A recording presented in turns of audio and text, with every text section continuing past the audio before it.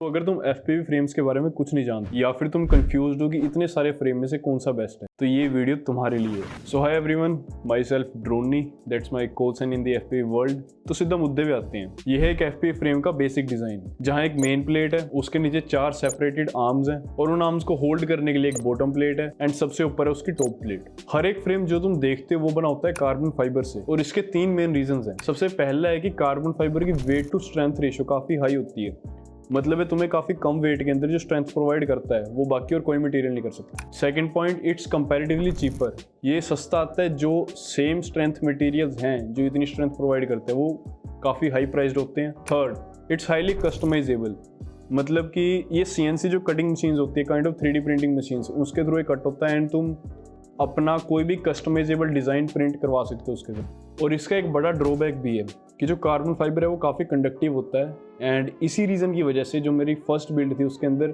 Around 5-6,000 के components मैंने burn कर दिए थे। तो you must be careful about it. Now let's talk about its types.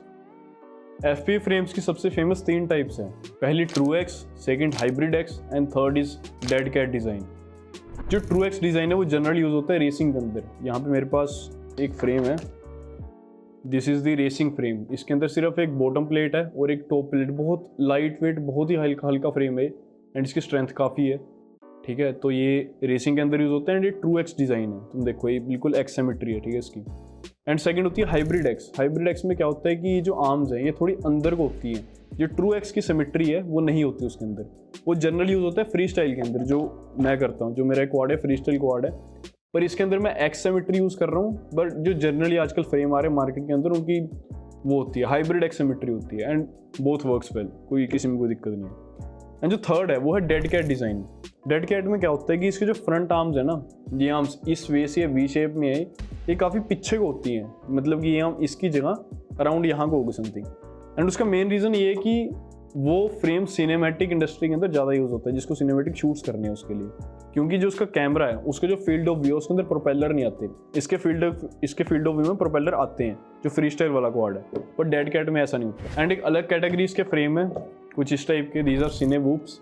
ये अगर तुमने इंडोर फ्लाइट करनी है या फिर तुम्हें क्लोज टू कुछ एरिया के फ्लाई करना है, तुम कार के अंदर से कोई शॉट ले रहे हो, तुम पब्लिक एरिया के अंदर कुछ फ्लाइट ले रहे हो, then this is very useful one. इसके यहाँ पे डक्ट्स लगे होते हैं, तो ये कहीं भी अगर क्रैश होएगा तो तुम्हारा कोई भी दिक्कत नहीं होगी उससे।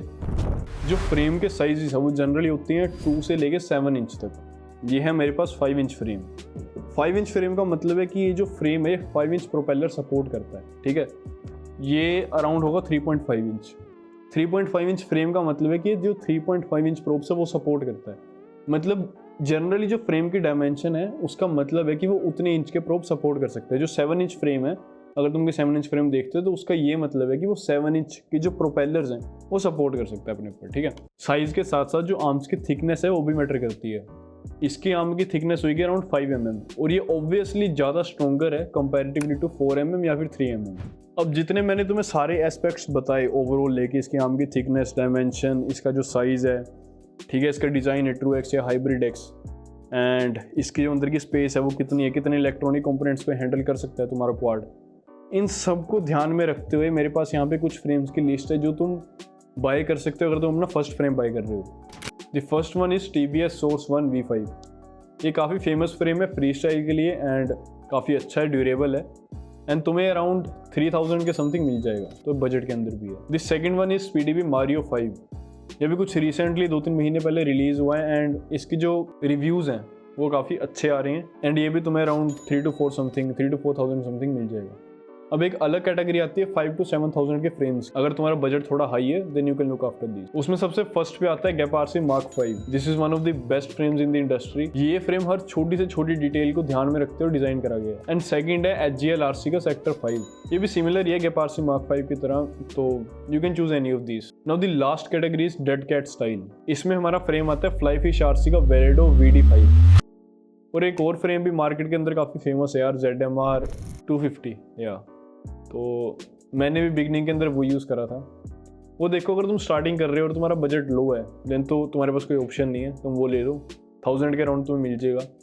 बट अगर तुम इन्वेस्ट कर सकते हो तो आई वुड रिकमेंड कि तुम 2 to 3,000 मोड डाल के जो TBS सोर्स 1 है या फिर जो मारियो 5 स्पीडीवी का, तुम उसके साथ जा सकते हो, ठीक है। That would be a better option, क्योंकि तुम्हें बाद में तो अपग्रेड करना ही पड़ेगा। और जो मैंने तुम्हें फ्रेम्स की लिस्ट बताई है, तुम इस पर आंख बंद करके भरोसा कर सकते हो and you will never regret. So I will see you in the next video of this series. Till then, bye bye.